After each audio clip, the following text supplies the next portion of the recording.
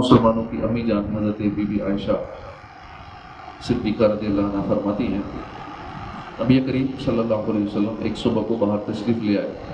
باہر تشریف لے گئے، آپ پر کالی اون کی منقش چادر تھی۔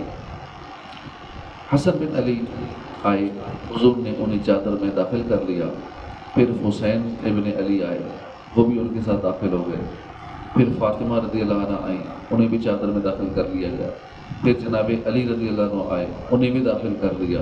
پھر یہ آیت پڑھی، انما یرید اللہ لیذہب عنکم الرجس اہل البیت ویطہرکم تطہیرا۔ اللہ تو یہی چاہتا ہے اے نبی کے گھر والوں کہ تم سے ہر ناپاکی دور فرما دے اور تمہیں پاک کر کے خوب ستھرا کر دے۔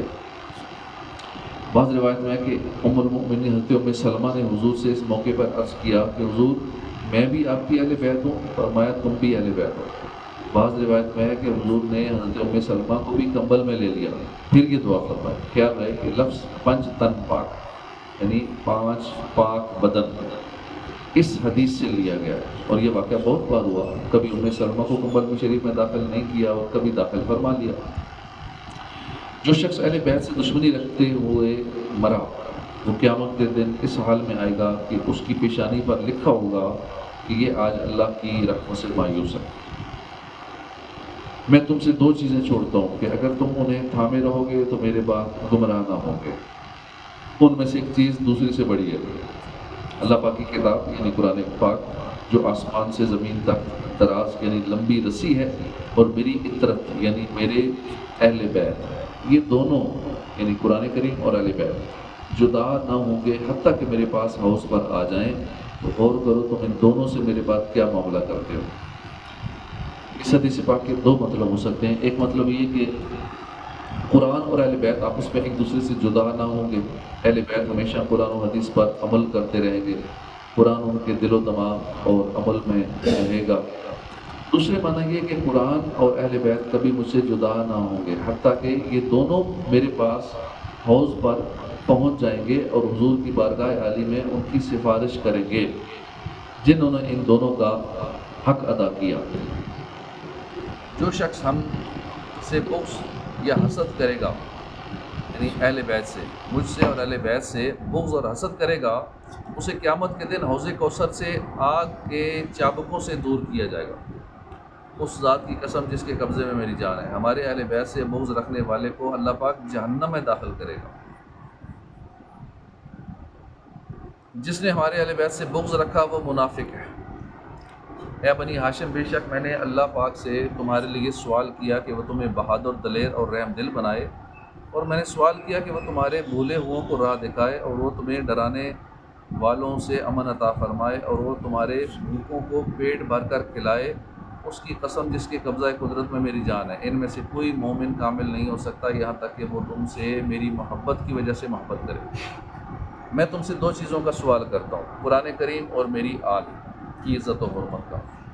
سب سے پہلے میرے حوض یعنی حوض کوثر پر آنے والے میرے اہل بیت ہوں گے۔ تم میں سے پل صراط پر سب سے زیادہ ثابت قدم وہ ہوگا جو میرے صحابہ و اہل بیت سے زیادہ محبت کرنے والا ہوگا۔ حضرت علامہ عبدالرؤف مناوی اس حدیث پاک کی شرح میں فرماتے ہیں، یہ فضیلت اس کے لیے ہے جس مسلمان کے دل میں صحابہ و اہل بیت دونوں کی محبت جمع ہو گئی اور وہ اسی حالت میں فوت ہو گیا۔ مزید فرماتے ہیں کہ یہ مطلب ہی ہو سکتا ہے کہ پل صراط سے مراد دین اسلام ہو، یعنی تم میں سے سب سے زیادہ دین پر ثابت قدم، کامل الایمان یعنی مکمل ایمان والا وہ ہوگا جو صحابہ و اہل بیت سے سب سے زیادہ پیار کرنے والا ہوگا۔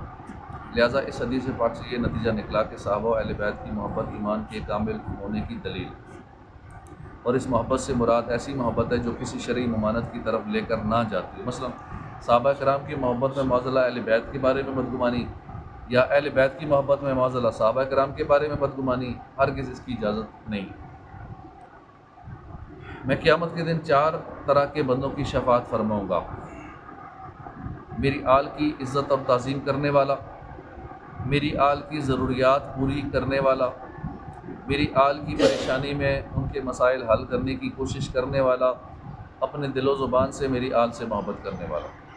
اللہ پاک اس بندے پر سخت غضب فرمائے گا جس نے میری آل کو تکلیف پہنچائی۔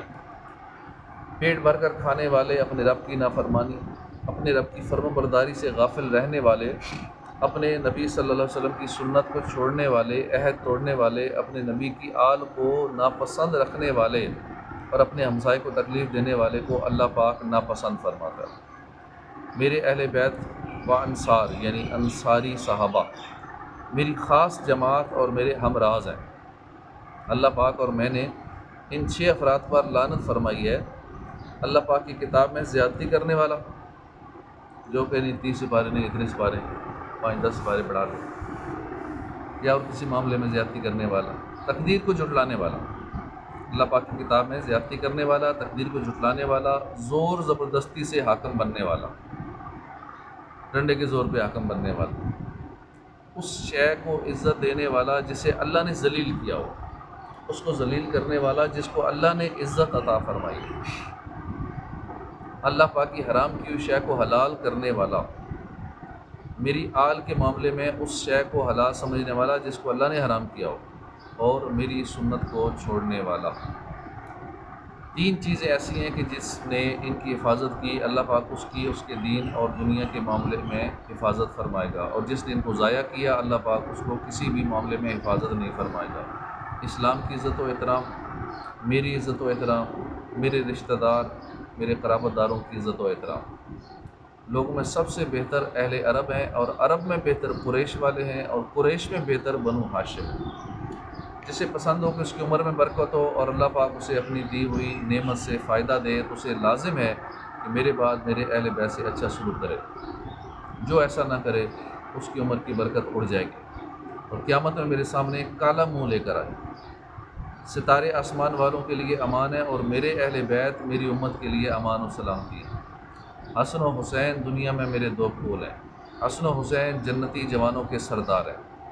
جس نے ان دونوں حسنین کریمین اور ان کے والدین سے محبت کی، وہ قیامت کے دن میرے ساتھ میرے درجے میں ہو۔